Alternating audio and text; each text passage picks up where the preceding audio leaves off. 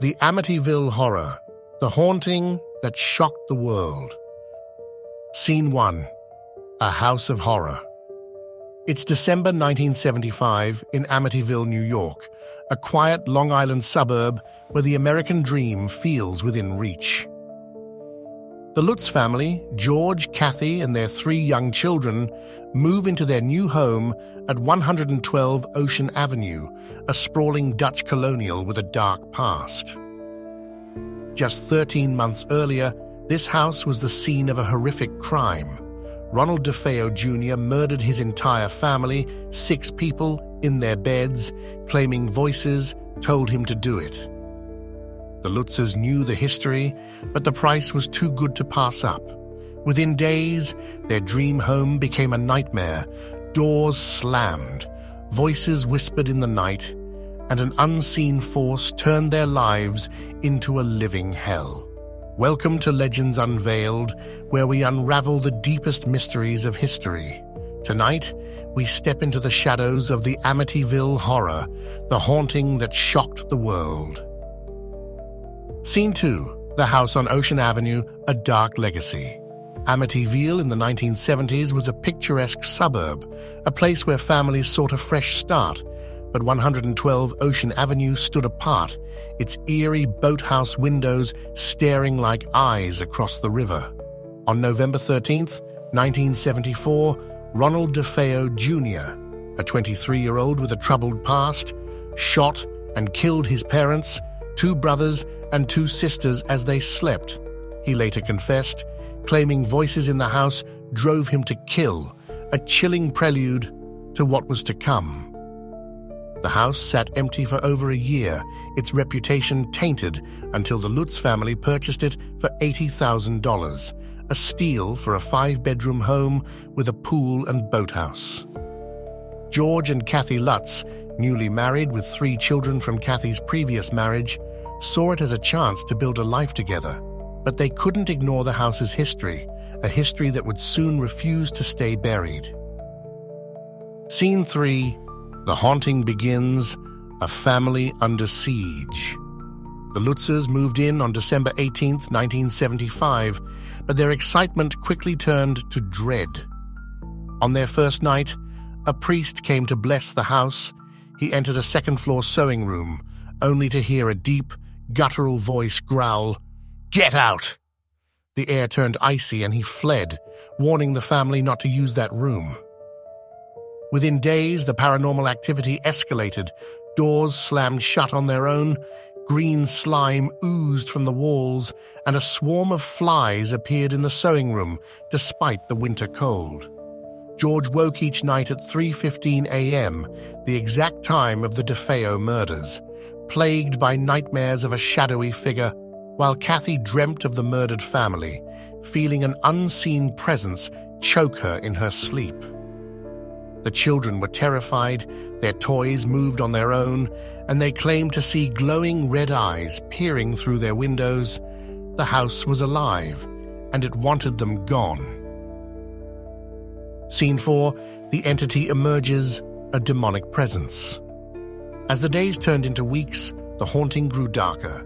George became irritable, obsessed with the house's history. He heard marching bands in the middle of the night and saw a pig-like creature with glowing eyes, which the children called Jody, a supposed friend who told them secrets.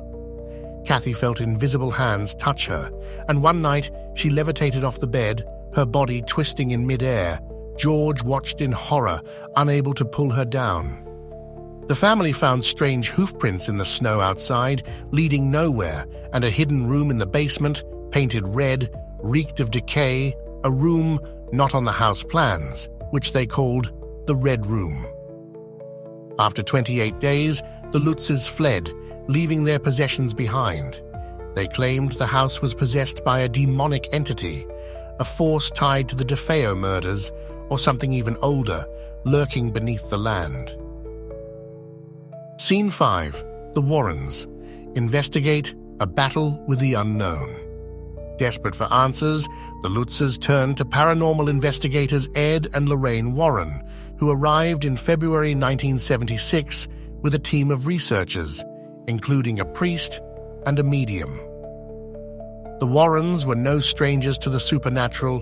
Their work on cases like the Enfield poltergeist had made them legends, but Amityville tested their limits.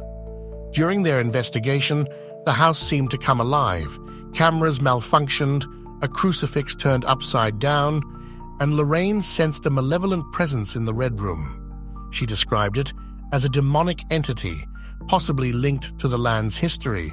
Some claimed the house was built on a Native American burial ground, though this was never proven.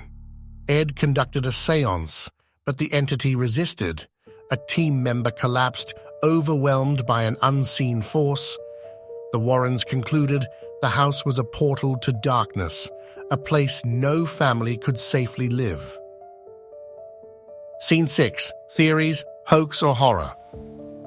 The Amityville Horror became a global sensation, but not everyone believed the Lutzes. Let's explore the theories. Theory 1. The haunting was real. The DeFeo murders left a psychic imprint on the house, amplified by its history. Some locals claimed the land was cursed, tied to occult practices or Native American spirits. The Warrens' findings, including photos of glowing eyes, supported this, as did the priest's experience. Theory 2. The Lutzes fabricated the story for profit. They were in financial trouble, and their lawyer, William Weber, later admitted to planning a book deal with them. The 1977 book, The Amityville Horror by J. Anson, and the 1979 film made millions. Skeptics pointed to inconsistencies, like the lack of snow on the night of the alleged hoofprints, and no other residents reported paranormal activity. Theory 3. The truth lies in between. The Lutzes may have experienced some strange events, heightened by their knowledge of the murders, but exaggerated the story for fame. Psychological stress and suggestion could explain some phenomena, leaving the question, was Amityville a true haunting or a masterful hoax? Scene 7. The Legacy, a haunting that endures. The Amityville Horror has left an indelible mark on pop culture. The 1977 book sold over 10 million copies. The 1979 film and its 2005 remake cemented its place in horror history, spawning countless sequels and documentaries. The house at 112 Ocean Avenue still stands. Its address changed to deter tourists, but it remains a pilgrimage site for paranormal enthusiasts, though subsequent owners have reported no activity, some calling the story a fabrication. The Lutzes stood by their account until their deaths, George in 2006, Kathy in 2004, while the Warrens maintained the haunting was real, one of their most terrifying cases. The DeFeo murders remain a grim foundation. Ronald DeFeo Jr. died in prison in 2021. Still claiming voices drove him to kill, the Amityville Horror endures as a chilling enigma, a tale of terror that refuses to fade. Scene 8. Conclusion. A house that haunts us still. Nearly 50 years have passed since the Lutz family fled 112 Ocean Avenue, yet the Amityville Horror continues to captivate, a story that blurs the line between fact and fiction, horror and hoax. Was the house truly possessed by a demonic force, a remnant of the DeFeo murders, or something older? Or did the Lutzes craft a tale that turned their nightmare into a fortune? The shadows of Amityville hold their secrets close, but the echoes of that 28-day ordeal linger, a reminder that some houses may never let go of their past. What do you think? Was the Amityville Horror a true haunting or a story spun for profit? Drop your theory in the comments, and don't forget to like, subscribe, and hit the bell for more journeys into the unknown right here on Legends Unveiled.